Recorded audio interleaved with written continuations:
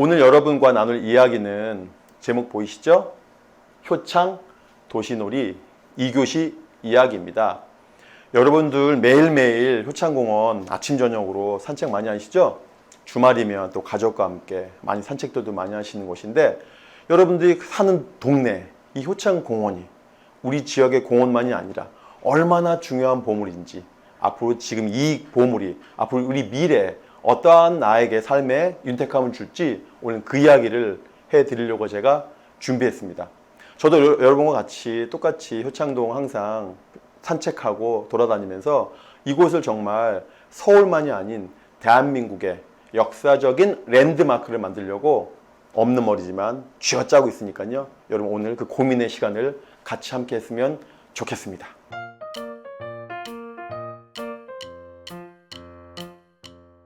네, 여러분.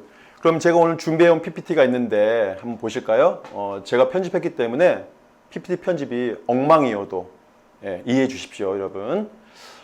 PPT를 보니까 제목에 효창공원을 독립공원으로 만들자 이런 얘기죠. 그런 다음에 제목이 효창공원 순환사입니다. 효창공원이 순환을 많이 당했어요. 이리 시달리고 저리 시달리고 꼬다는 보릿자루도 아니고 고생이 많았는데, 이제 효창공원 순환사를 우리가 끝내고 효창공원을 효창 독립공원으로 만들어 보자 라고 하는 역사를 여러분과 함께 시작해 볼 텐데요.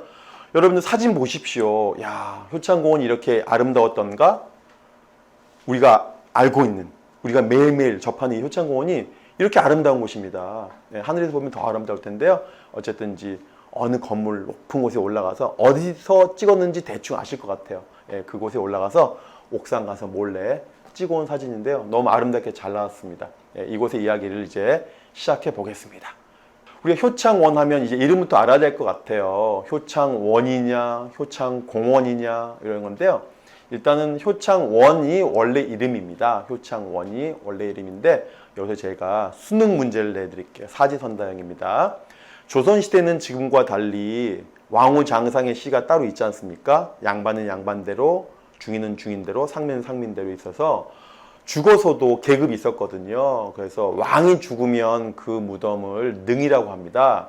우리가 고종이라든지 순종이라든지 태조 이성계라든지 왕이 죽으면 죽어서도 계급이 있기 때문에 그 왕의 묘지는 능이라고 했고요.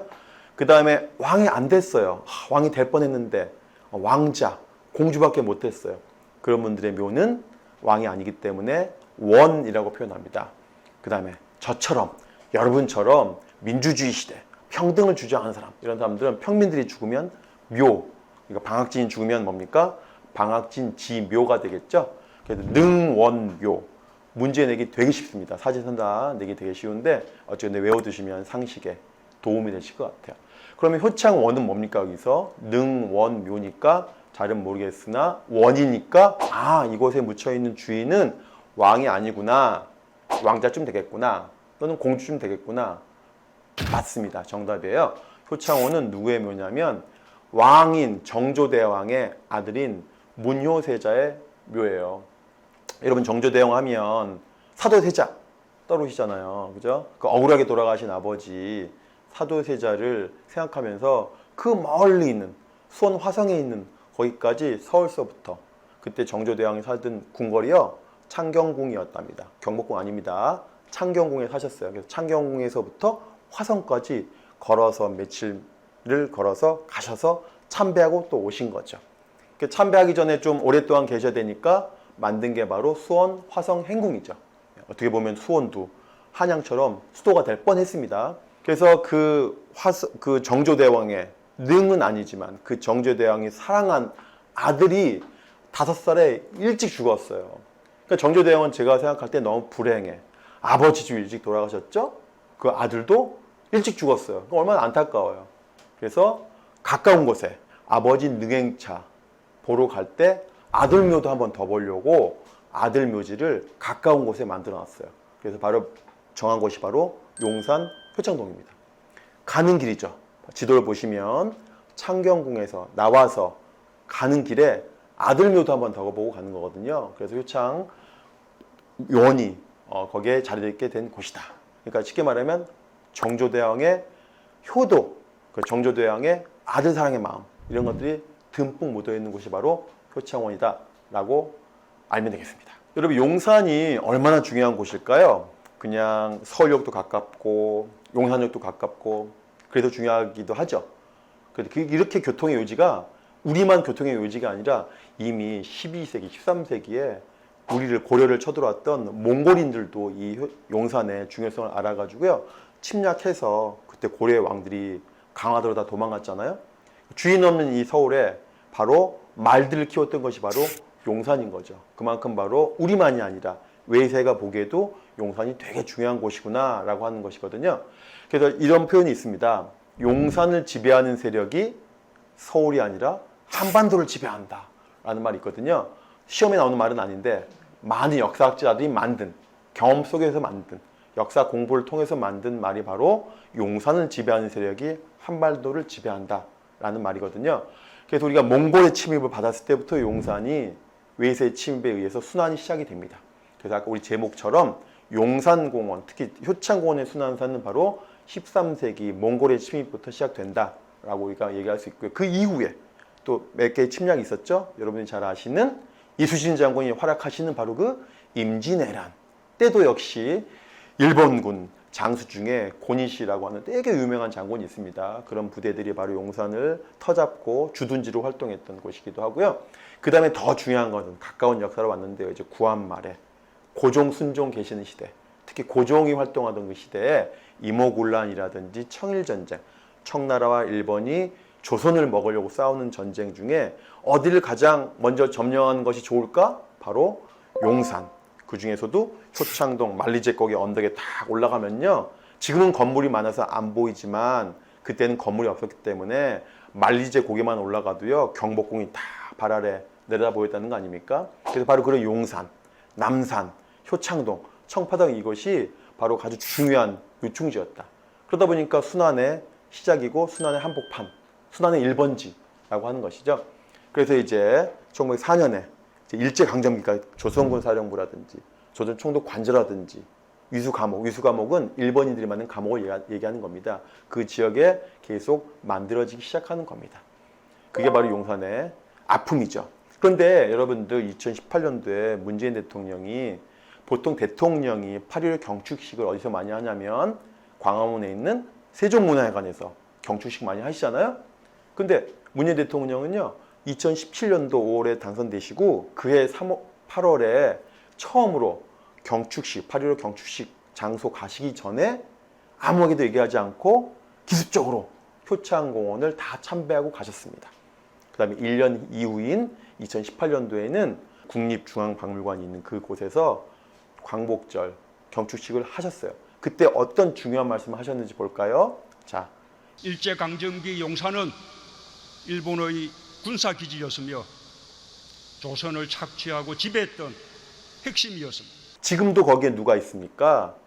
조선군 사령부, 일본인들이 주축이 된 조선군 사령부 해방 이후에 미군 기지가 여전히 남아있죠. 물론 약속대로라고 한다면 내년, 내후년에 모두 다 미군들이 평택으로 이전하죠.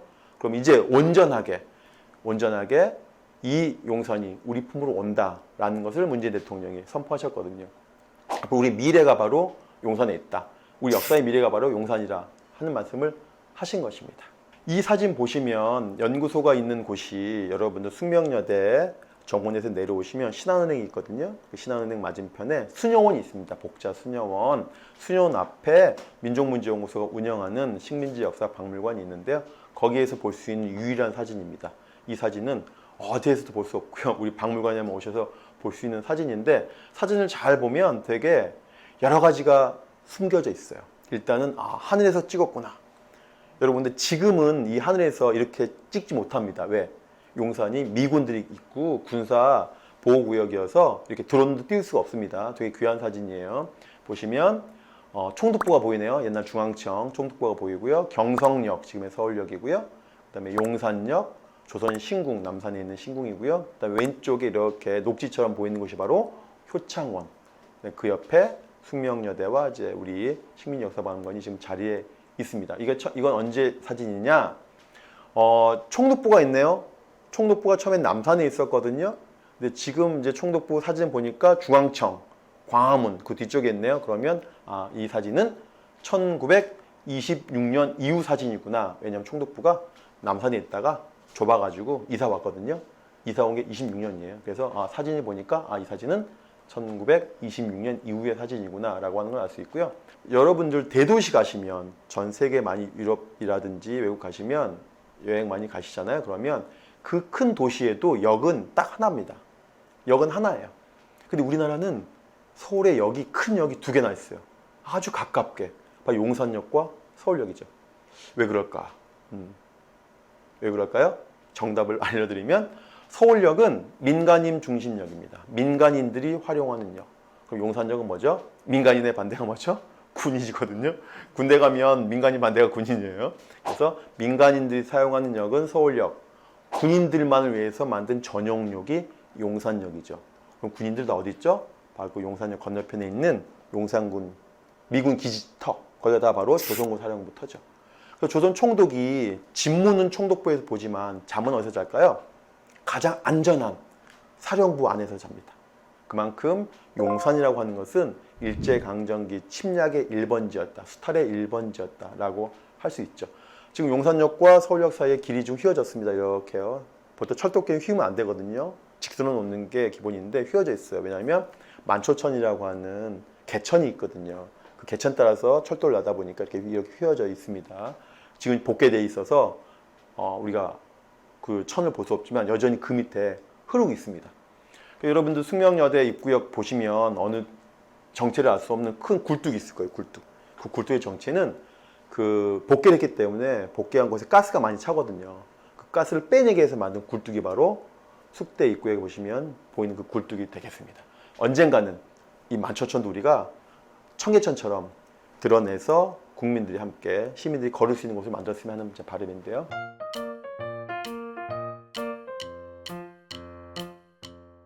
저 어렸을 때 코끼리, 사자, 호랑이 제일 처음 본 곳이 창경원이었어요. 저 창경원이 동물원인 줄 알았어요. 그렇게 활용했죠. 일제강점기에 정조대왕이 살고 있던 그 창경궁을 궁궐을 동물원으로 격화시킨 거죠. 우리 조선 민중들이 보기에 왕이 살던 성스러운 곳에 이제 그냥 누구나 아이스크림 먹고 뽑기하고 오징어 게임하고 하는 곳으로 만들어버린 거죠. 그러니까 조선의 어떤 위엄이라든지 조선의 권위를 땅으로 떨어뜨리기 위해서 만든 장치죠. 그래서 바로 창경궁을 창경원으로 전락시킨 것처럼 바로 정조대왕의 아들이 묻혀있는 성스러운 장소인 효창원을, 이때 원은 무덤을 뜻하지 않습니까? 그 원을 효창공원, 효창파크, 골프장으로 만들어버린 거죠. 의도적으로. 근데 보니까요, 골프 치고 있는 모습에 일본인을 볼 수 있는데, 저는 골프를 개인적으로 못 치니까 뭐 하는지 모르겠는데 아마 구멍에 넣는 것 같아요. 구멍에 넣는 모습이고, 보나마나 이 양복 입은 사람들은 일본인일 것이고, 특이한 건 캐디가, 요즘에 여성 캐디가 아니고 남자 아동들이 캐디 역할을 하고 있고요. 아마 이게 높은 곳이고 이게 아마 낮은 곳일 겁니다. 효창원을 보시면 왜 골프장일까? 물론 이 지역에 일제강점기 이후에 일본인들이 많이 살았던 곳이기도 하니까 일본인들이 자신들의 위락시설을 위해서 골프장으로 만든 것도 있고, 더 중요한 이유는 바로 정조대왕의 아들인 무녀대자의 묘를 이렇게 훼손한다는 의미, 그래서 민족 정신을 말살하는, 민족의 정기를, 민족의 길을 꺾는 의미도 있을 것입니다. 근데 이 골프장을 보시면 그 효창원이 처음에 골프장이 됐지만 이후에 용도가 몇 번 바뀝니다. 나중에 스키장도 됩니다. 스키장. 그러니까 스키장과 골프장 만들기 참 좋은 입지 같아요. 왜냐하면 보통 묘라고 하는 것이 높은 산에 있는 게 아니지 않습니까? 완만한, 왕이 가서 참배해야 되기 때문에 완만한 것이니까, 완만하다 보니까 골프장 만들기도 편하고, 완만하다 보니까 스키장 만들기도 편해요. 그래서 효창원은 골프장으로 순환도 당하고, 나중에는 동계 스포츠인 스키장으로도 순환을 당하고, 정말 이제는 이 효창공원을 아무도 무녀세자의 묘다라고 하는 생각을 할 수 없는, 기억이 지워지는 그런 단계가 들어가게 되겠습니다. 뭐 참고로 일본인들이 효창원뿐만 아니라 청량리라든지 군자리라든지 한양골프장, 서삼릉, 태강릉 다 묘들이 있는 곳, 왕릉이 있는 곳에 의도적으로 골프장을 만들었다라고 하는 것을 여러분들이 알 수 있을 것인데, 가장 그 첫 번째 순환지가 바로 효창원이었다라고 하는 것을 여러분들은 알 수 있습니다. 우리가 일본의 상징이 뭐겠습니까? 바로 사쿠라죠. 벚꽃이 일본의 상징이라고 할 수 있는데요. 이곳은 여러분은 특별히 일본인들이 집단적으로 거주하는 곳이다라고 여러분들이 아셔야 되기 때문에 일본이 주최하는, 총독부가 주최하는 관제 동원 행사가 수시로 일어나는 곳입니다. 골프장도 됐다가 스키장도 됐다가 봄이 되면은 식목 행사하는 식목일 기념장도 돼서 총독이 직접 참가해서 나무를 심는, 요즘에도 우리 식목일 행사하면은 지금 많이 없어졌지만 과거에는 시장이라든지 군수라든지 학교장이 직접 나와서 식수 하나 하고 가고요. 나머지 수백 개는 다 우리 시민들이 심었었어요. 그런 때가 있었는데 바로 그런 식목 행사도 바로 이곳 효창원에서 이루어졌고, 이제는 골프장, 스키장에다가 일본의 상징인 벚꽃, 사쿠라가 만발한 효창원이 됐기 때문에 더 이상 조선의 흔적이라고는 찾아볼 수 없는 곳이 바로 효창원이 돼가고 있는 상황들의 그 사진이 되겠습니다. 아까 말씀드렸듯이 골프 치니까 이제 좀 지겨워져 가지고요. 이제 겨울 되니까 눈이 많이 오고 완만하다 보니까 묘라고 하는 게 완만하고 돌도 없고 참 좋거든요. 그래서 이걸 일본인들이 또 스키장이라고 하는 또 위락시설도 이렇게 만들었습니다. 네, 그 사진을 우리가 볼 수 있는 것이죠. 아까 제가 말씀드렸듯이 창경궁을 창경원으로, 쉽게 말하면 팰리스를 주로 격화시켰고, 마찬가지로 왕자의 능을 골프장, 스키장, 사쿠라꽃 피는 그런 파크로 바로 변형시킨 것이 바로 일제 만행이었다라고 하는 것. 그래서 바로 이것이 우리가 아직도 우리 기억 속에 있는 효창의 순환사가 되겠습니다. 지금 사진을 보시면 여러분들 사진 한번 보세요. 추억을 한번 느끼기 위해서요. 맨 위에 보시면 홍화문이, 창경궁의 정문이 홍화문인데 기린이 들어가야 되는데 기린 못 들어가잖아요. 지붕이 너무 낮아가지고요. 그래서 지붕을 약간 뜯어냈단 말도 있고 그렇습니다. 어쨌든지 간에 동물들을 위해서 궁궐이 시도 때도 없이 훼손되는 그런 모습이 될 수 있을 것 같고요. 원래 저기 코끼리한테 뭐 주지 말라는데 제 어렸을 때 기억에 전 줬어요. 어렸을 때 모험심이 있어가지고 아버지가 이렇게 쫙 들어주면 코끼리 코에다가 이렇게 과자 준 적이 있는데 그 느낌이 지금도 남아있는데 징그럽습니다. 여러분 코끼리한테 물건 주지 마세요. 손이 빨려 들어갈 것 같더라고요. 네. 그런 기억이 있는데 어렸을 땐 추억이지만 지나고 보니 민족적인 어떤 순환, 민족적인 자존심이 되게 상했던 그런 것으로 뒤늦게 제가 인식을 하게 됐던 그런 사진이 되겠습니다. 이제부터 우리가 조금 가까운 얘기를 해야 될 것 같아요. 이제 해방이 됐습니다, 여러분. 1945년 해방이 됐어요. 근데 물론 해방되기 전에 무녀세자라든지 여러 명의 왕자, 공주, 왕비들의 묘가 있었는데 일제가 해방되기 직전인 1945년 봄에 이 묘지들을 다 서담는 서원흥 쪽으로, 여러분 아시는 고양시 그 구파발 외곽으로 다 옮겨버렸습니다. 그러니까 해방될 때 효창원은 뭐냐면 효창원 터가 되는 거죠. 그곳에 무녀세자가 계속 계시면 효창원이지만 이미 이제는 유해를 다 다른 곳으로 일제가 옮겼기 때문에 옛 효창원이 되는 거죠. 그래서 효창원 터만 남은 채로 8.15 해방을 맞이하게 됩니다. 1940년 8월 15일 날 해방이 됐지만 중경에 계셨던 임시정부 요인들, 김구를 비롯한 임시정부 요인들은 바로 들어오지 못했어요. 그래서 언제 들어오셨냐면 몇 달이 지나고 11월 23일 날 한국에 들어오십니다. 그걸 임시정부 환국이라고 하죠. 환국, 임시정부 요인들이 한국으로, 우리나라로 들어오셨다. 임시정부 1차 환국이 45년 11월 23일인데요. 그날 서대문 형무소 위에 언덕에 대한민국 임시정부 기념관이 개관합니다. 여러분 시간 되시면 꼭 한번 가보시도록 권유드리고요. 일단은 대한민국의 환국하신, 아직은 정부가 수립되지 않았지만 해방이 되고 환국하신 백범김구, 독립운동가 백범김구는 어떤 일을 가장 먼저 했을까요? 우리가 항상 그런 얘기를 하죠. 국회의원들한테. 당신이 국회의원 배지를 달면, 국회에 들어가면 가장 먼저 어떤 정책을 만들 것인가? 국민들과 시민들을 위해서 제1번 정책은 무엇이냐라고 항상 물어보지 않습니까? 백범김구는 어떤 모습을 취했을까요? 해방되고 난 다음에 가장 먼저 하신 행위, 정치 행위가 바로 독립운동가들, 해외에서 독립운동 하시다가 그곳에 묻히신 독립운동가 유해를 찾아서 모시는 일이었습니다. 이게 너무나도 당연한 거 아니겠습니까? 지금 보면 되게 가슴 뜨거운 얘기 같지만 그때 너무나도 당연한 일이었습니다. 그래서 김구 선생은 자신의 멘토라고 할 수 있는 서고 이동영이라든지 자신의 동료인 차이석이라든지 조성환이라든지 그 다음에 의열투쟁의 중심, 의열투쟁의 선봉 제 1번 타자라고 할 수 있는 안중근, 윤봉길, 이봉창, 백정기 이런 분들의 유해를 일본이라든지 중국에 계신 유해를 다 이렇게 수습해서 모셔왔어요. 근데 백범일지에 보면 그러면 원래 남의 묘지에다가 묘 쓰는 건 아니지만 다행히 효창원은 유해가 없고 문효세산 묘는 서삼동 서원동으로 갔기 때문에 옛 효창원 터기 때문에 묘를 쓸 수 있는 곳이었어요. 그래서 바로 그곳에다가 바로 백범 선생은 제가 보기에는 독립운동가 전용 묘지를 만들려고 하지 않았을까라고 하는 생각을 해봅니다. 백범일지에는 왜 효창원에다가 그 독립운동가 유해를 모셨다고 하는 이유는 남아있지 않습니다. 이유는 없지만 여러 가지 추측컨대는 이곳이 아주 좋은 곳이고 교통의 요지이고 우리가 지금도 용산역과 서울역이 있듯이 전국에서 와서 참배하기 좋은 곳. 그러니까 국립묘지라고 하면 많은 국민들이 와서 참배하기 좋은 곳에 만들어 놓는 것이지 외곽에 혐오시설이니까 구석지에 처박아 놓지 않거든요. 그래서 바로 가장 중심되는 곳에 유해를 모셨고 그것을 바로 독립선열 전용묘지로 구상하지 않았을까라고 하는 생각을 강하게 해보게 됩니다. 바로 이 모습을 보시면은 그렇게 알 수 있죠. 여기서 우리가 또 하나 에피소드가 몇 가지 있습니다. 유해에 거기 계신 분들에 대한 다 에피소드가 다 있지만 그 중에 여러분들이 알만한 분 중에 하나가 영화 박열이라고 하는 영화 보셨을 거예요. 아나키스트 박열 들어보셨죠? 되게 멋있는 영화배우 이재훈 그리고 일본말 되게 잘하는 최서희인가 그런 여배우가 연기한 바로 박열이라고 하는 포스터를 보고 계시고요. 오른쪽은 영화 포스터고요. 왼쪽은 실제 사진입니다. 이 박열은 아나키스트 계열입니다. 김구 선생은 뭡니까? 우파죠.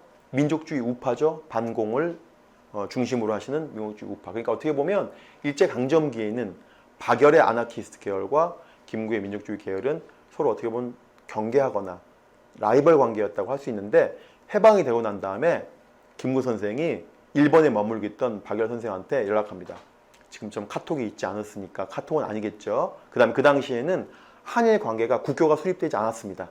그렇지만은 그 어려운 상황 속에서도 어찌어찌 김구 선생은 일본에 있는 박열 선생한테 얘기해서 나와 당신이 독립운동 계열은 다르지만 그래도 우리가 해방이 됐으니 거기에 묻혀 계신 윤봉길 의사의 유해를 모셔오는 게 같이 협력하는 게 좋지 않겠는가 요청했더니 기꺼이 박열 선생이 그 윤봉길 의사의 유해를 모셔옵니다.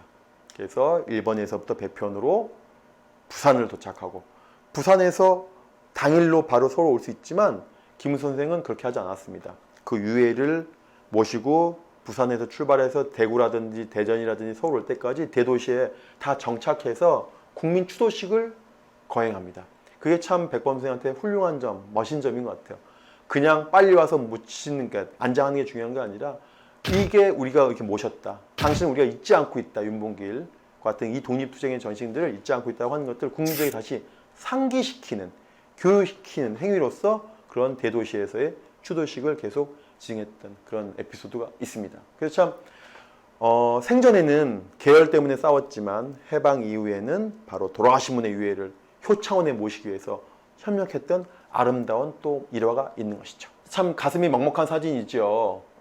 백범 선생은 실은 여러분들 효창원 다 아실 테니까요.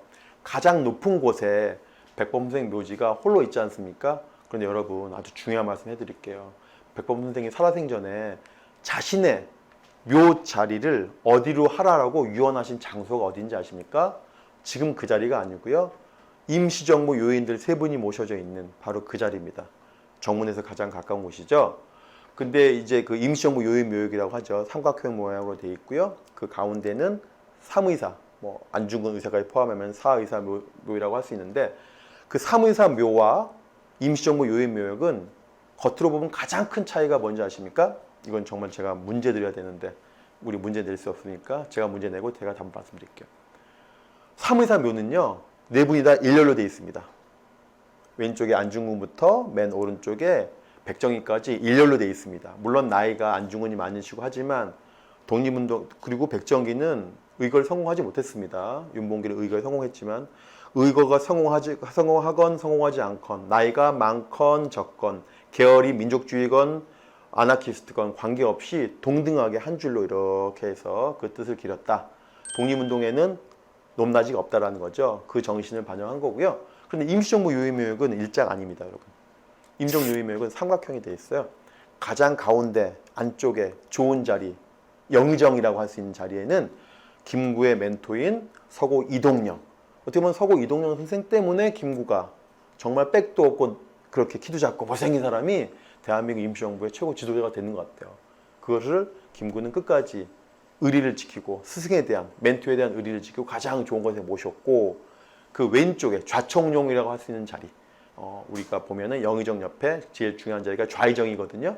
그 자리에다가 바로 대한민국이 해방되고 난 다음에 그 다음에 9월 9일 날 환국 준비하시다가 과로사로 돌아가신 동암 차이석, 임시정부 주석의 마지막 비서장인 자신의 동지기도 한 동암 차이석 묘지를 바로 옆에다 좌의정 자리에다 놓고, 이제 가장 셋 중에 가장 격이 떨어지는 우의정 자리에다가 자신이 들어가겠다. 내가 죽으면 바로 이곳에 모셔라. 나를 안장해다오라고 유언했는데, 조선 선생님이요 먼저 돌아가셨어요. 갑자기 임시정부에 지금으로 말하면 국방부 장관격인 조선 선생님이 급사하셔서 그 묘자리를 양보했죠. 그래서 이동영, 차이석, 조성원의 묘가 있고, 그 다음에 김구 선생님이 뜻하지 않게 친일파와 안두희의 흉탄에 의해 돌아가신 바람에 별도로 묘가 조성이 된 거죠. 사진 보시면 왼쪽에 경교장에서 흉탄을 맞고 1949년 6월 26일 날 흉탄에 의해서, 저 구멍을 왜 났느냐, 안두희가 쏜 총알이 몸에도 박혔지만 몸을 관통해서 경교장의 유리창 문을 깬 거거든요. 그 유리창 깨진, 총알이 빠져나간 그 창문을 보고 그 소식을 듣고, 서거 소식을 듣고 달려온 그 시민들의 통곡하는 모습이 되겠는데요. 49년에 돌아가셨으니까요. 일주기 추모식은 언제 깼습니까? 1950년 6월 26일 날 일주기 추모식이 있어야 되죠. 근데 1950년 6.25 때문에 일주기 추모식은 할 수가 없었겠죠. 6.25 와중이었으니까. 그러면 2주기는 있었을까요?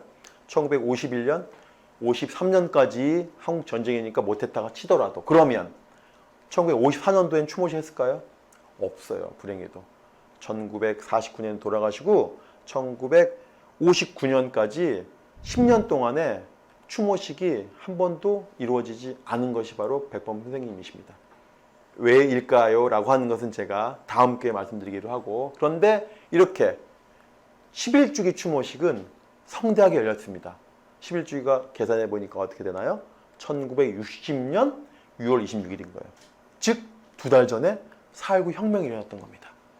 이승만 정권 때는 쉬쉬하느라고 모르겠습니다. 이승만 대통령이 막았는지 아니면은 우리 그 스스로가, 백범을 지지하는 시민들 스스로가 기가 눌려가지고 추모식 못했는지 모르지만 10년 동안 추모식이 없었고, 4.19의 힘으로, 민주주의의 힘으로 드디어 11주기 추모식을 했던 사진인데요. 그 영상을 준비했다고 하니까 그 영상을 한번 보는 걸로 보시고 이야기를 이어가겠습니다.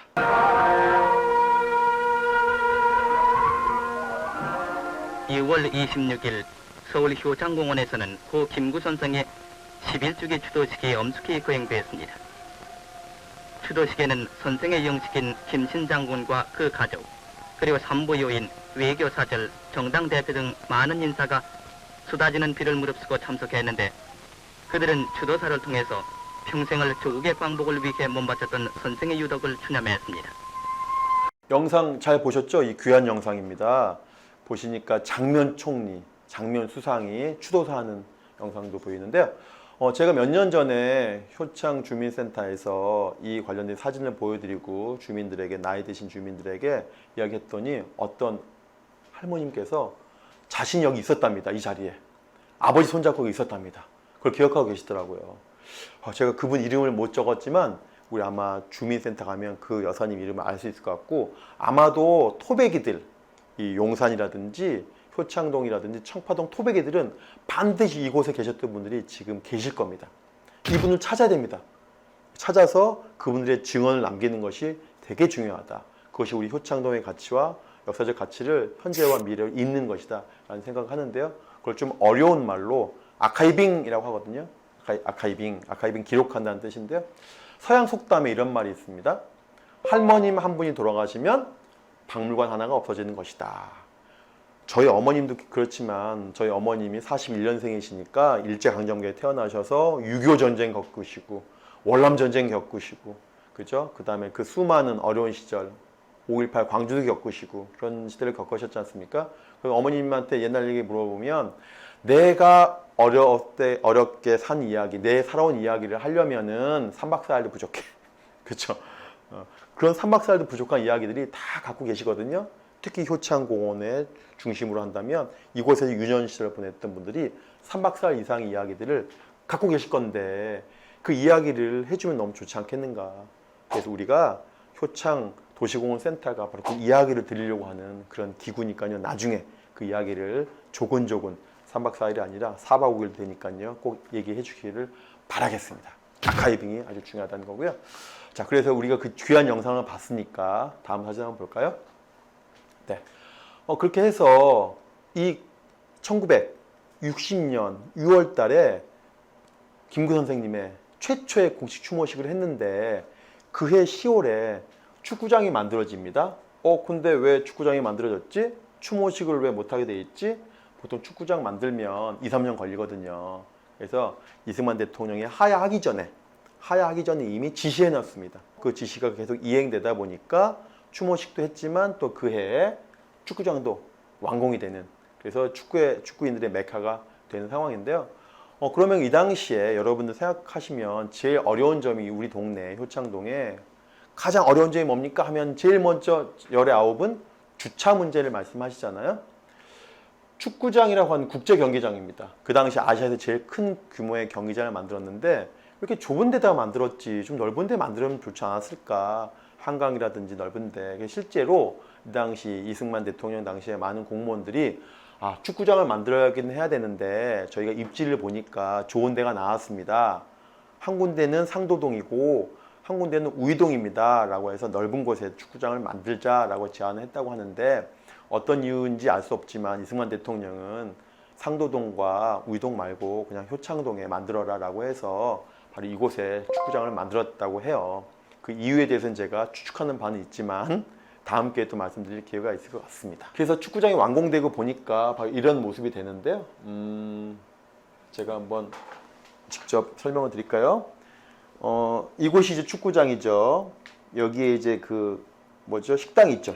구내 식당이 있고 여기에 기사 식당이 즐비하게 돼 있고 아마 이쯤에 지금 주민센터가 만들어진 것 같습니다. 그리고 이 자리는 지금 현재 백범 기념관이 들어서 있죠. 네, 이게 바로 김구 선생님의 묘, 이게 바로 3.24 묘, 이게 바로 삼각형 형태의 임시정부 요인의 묘가 되겠습니다. 그 당시에 울타리도 없긴 하지만 지금하고 많이 겉으로는 바뀌었지만 큰 틀에 의해선 큰 틀은 여전히 이 틀을 유지하고 있다라고 하는 건데요. 이 바운더리, 이 전체 묘역 중에 축구장이 차지하는 묘역이 가장 크다고 볼 수 있고 누구라도 외지에서 이곳에 오게 되면 이분들 묘지가 보이는 것이 아니라 축구장을 먼저 보기 때문에 이 효창동은 축구인들의 경기하는 곳, 운동장, 축구장이라는 이미지를 주기가 너무나도 좋죠. 그래서 어느 순간 누구라도 효창동 주민이 아닌 분들이 여기 오시면 여기 김구 묘소가 있었어? 여기 안중근 묘소가 있었어? 이봉창, 윤봉일 묘소가 있었어? 라고 오히려 반문하는 거죠. 효창동은 축구장 아니었어? 라고 하는 기억들이 지배적인 거죠. 이것이 바로 어떻게 보면 우리가 가장 효창공원의 아픈 순환사가 아닐까. 짜장면 집에 갔는데 나는 열심히 짜장면을 만들고 있는데 손님이 와가지고요. 이 집은 짜장면보다 짬뽕이 맛있어. 그러면 되게 짜장면 만든 사람 기분이 안 좋죠. 어쨌든 이 42년에 백범 김구 선생이 이동훈 포함해서 독립운동가 선열들을 모실 곳을 만들어서 시작했는데 해방 이후에 이제는 그 기억은 온데간데 없고 그냥 오직 축구인들의 축구장, 축구의 요람, 축구의 메카가 돼버린 형국이어서 너무나 안타깝다. 그렇지만 이런 축구인들의 기억도 우리가 소중한 역사이기 때문에 그것을 지울 것이 아니라 어떻게 하면 공존할 수 있을까. 축구인들의 역사, 독립운동의 역사, 그 다음에 이 지역 주민들의 생활의 역사가 어떻게 공존할 수 있을까. 삼자의 공존 시대, 요즘엔 공존과 소통과 융합과 이런 것이 대세 아니겠습니까? 그래서 이런 것들을 축구장을 없애자, 묘소를 옮기자 이런 것들이 아니라 다들 역사이기 때문에 이 역사를 어우러져서 미래 세대에게 어떻게 하면 아름다운 역사로 만들어줄까 고민하는 곳이 바로 효창공원 도시재생센터가 하는 것이고 거기에 제가 이렇게 2교시에 나와서 제가 여러분들에게 열심히 말씀을 드리는 것입니다. 효창동에 그래서 크게 보시면 약간 사진이었지만 이제 그래픽으로 만들면 효창동에 이렇게 이질적인 시설들이 많이 들어왔구나. 1년, 2년이 아니라 수십 년의 역사 속에서 이질적인 시설이 들어왔다라고 하는 건데요. 크게만 보면 백범 김구 선생 묘역을 중심으로 그 위에 방공투사 위령탑이라고 있는데 저는 저게 가장 가슴 아픈 부분인데 왜냐면 백범 선생님을 죽인 안두희가요.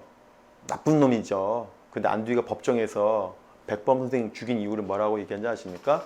백범은 처음에 민족주의자인지 모르지만 어느 순간 김일성도 만나고 하면서 자꾸 사상이 붉게 물들고 있어서 빨갱이가 되기 전에 죽여드리는 것이 명예를 지켜드리는 길이다 이렇게 말했거든요. 너무나도 안타까운 이야기죠. 그래서 마치 안두희의 어떤 그런 말처럼 법정 증언처럼 그 위에 백범 선생의 파장묘 바로 위에 효창공원 전체 묘역에서 가장 명당 자리에 방공투사 위령탑을 세우는 것은 가장 안타깝다라고 제가 생각을 하고요. 그 다음에 아무 이유도 없이 원효대사 동상도 들어와 있고요. 유경수 여사, 송덕비가 들어와 있고요. 축구장도 가장 큰 자리에 자리하고 있기 때문에 이제는 누가 보더라도 이곳은 독립운동의 역사가 아닌 그냥 여러 가지가 있는 곳이구나, 여러 가지가 있는 동네 공원이구나 라고 해서 미래의 가치를 우리가 스스로 격화시키고 있다. 이 밑에 보물이 있는데 보물을 캐지 못하고 그 보물 위에다가 쥐레밭을 만들어 놨다. 이 쥐레를 터지지 않도록 안전하게 제거하는 것이 우리의 일입니다. 효창공원을 여러 번 독립운동가 중심의 공원으로 만들려고 하는 시도가 있었습니다. 해방 직후부터 심산 김창숙 선생님이라고 하는 성균관대학교 초대 총장이신 우리 독립운동계 아주 어른이신데요. 그분을 중심으로 시작했었고요. 지금은 이제 정계 은퇴하셨지만 이종찬 전 국정원장님, 우당 이회영의 손자가 되시죠. 독립운동가의 후손이신데 그분도 80년대부터 바로 이곳을 독립운동 선열들의 공간으로 만들어야 된다고 노력하셨고 구체적으로는 2004년도에 노무현 대통령 때 이곳을 이렇게 만들고 조감도까지 만들어서 시행은 했지만 여러 가지 이유에 의해서 여전히 15년 전에 꿈이 이루어지지 못하고 있는데요. 이제 그 꿈을 다시 이제 이루려고 하는 그런 시대에 와 있다고 봅니다. 이것은 노무현 대통령 때 만든 조감도니까 앞으로 우리가 만들어야 할 효창 독립공원의 미래와는 같진 않지만 큰 틀에서는 비슷할 수 있을 것 같아요. 그렇지만 여기서는 축구장을 옮기는 것이 메인이었지만 이제는 축구장과 공존하는 것, 축구인들의 역사도 공존시키는 것이 지금 우리가 고민하고 있는 부분이라고 할 수 있겠습니다. 그래서 현직 대통령으로는 처음으로 문재인 대통령이 취임한 그 첫 해 5월 달에 대통령이 당선되시고 바로 3개월 이후에 본인 임기의 첫 번째 맞이하는 8.15 광복절 행사에 가시기 전에 그때 비가 내렸었거든요. 가시기 전에 바로 이렇게 오셔서 3.24 묘역과 임시정부 요인묘역과 백범 김구 묘역을 다 세 군데를 다 참배하셨습니다. 그래서 그 모습을 바로 우리가 볼 수 있고 이것이 바로 대통령의 역사의식이 우리가 투영되는 그런 대표적인 사진이라고 볼 수 있겠습니다. 네, 이제 마치면서 여러분들에게 해야 될 일들을 또는 우리가 함께 고민해야 될 일들을 이제부터 고민하는 시간인데요. 오늘 다 답은 나오지 않겠지만 이제부터 시작으로 효창공원을 독립공원을 만들고자 하는 생각도 있고 이 독립공원은 단순히 독립운동가 후손들과 독립운동 역사를 공부하는 역군자들의 문제가 아니라 효창원에 터잡고 있는 모든 사람들, 효창원의 추억이 1이라도 있는 모든 사람들과 함께 그 역사를 하나도 버리지 않고 소중하게 다 엮어서 그게 아카이빙이라고 하건 무엇이든 이름을 붙이건 간에 그 역사 하나하나를 다 소중히 엮어서 구슬이 서말이라도 껴야 법이다 라고 하듯이 이 바닥에 구슬이 너무나 많지만 이 구슬을 누군가는 꿰는 실이 있어야지 구슬이 완성되듯이 그 실의 역할은 누군가는 해야 되고 그 실의 역할을 그동안에 할 기관과 사람이 없었기 때문에 그 아름다운 구슬들이 너무 바닥에 흩어져 있었다 라는 반성에서 그 실의 역할들을 하기 위해서 효창독립공원 도시재생센터가 만들어졌기 때문에 도시재생지원센터는 보이지 않는 실의 역할을 할 테니까 여러분들은 아름다운 구슬이 돼서 여러분들의 기억과 추억을 만들어서 귀한 보물로 만들어 주십사 부탁을 드리고 오늘의 부족한 말씀을 마치겠습니다. 혹시 질문하고 싶으시면 질문해 주시면 감사하겠습니다. 긴 시간 감사합니다.